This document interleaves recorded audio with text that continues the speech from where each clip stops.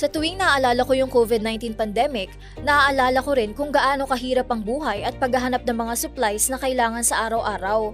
Sana naman natuto na tayo at maging prepared na kung sakali man na magkaroon ng emergencies. Ang gobyerno kaya may ginagawa ng preparation para hindi na maulit yung shortage na nangyari noon?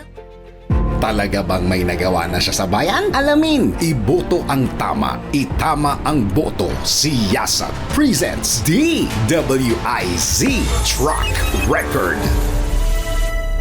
Ayon sa aming patuloy ng pagsisiyasat, kasagsagan ng pandemya noong 2020 nang ihain ni Senator Lito Lapid ang Senate Bill 1752 o ang National Emergency Stockpile Act na nagmamandato sa National Disaster Risk Reduction and Management Council o NDRMC na mag-establish ng National Emergency Stockpile para hindi na maulit ang nangyaring shortage sa personal protective equipment o PPE at face masks noong COVID-19 pandemic at nang sumabog ang Bulkang Taal noong 2020.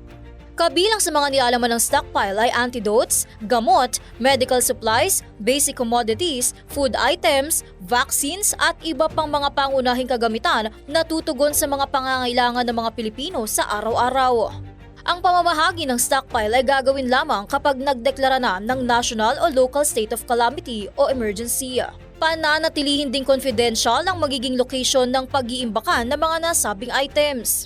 Para maiwasan ang pagtatapon at pagsasayang ng mga kagamitan, ipamamahagi naman sa mga kaukulang ahensya na nangangailangan din ng mga kaparehong items katulad ng Department of Social Welfare and Development o DSWD, Department of Health o DOH, local government units at government hospitals ang mga stockpile na malapit nang ma-expire. Bukod sa pagiging handa at pagkakaroon ng sariling emergency response kits, sinabi ng senador na hindi na rin kakailanganin pa ng Pilipinas na umasa sa mga donasyon mula sa ibang bansa. At iyan ang track record ni Supremo. Para sa Siyasat Presents DWIZ Track Record, ako si Gia Rafael, nagbabalita ng tama, naglilingkod ng tama.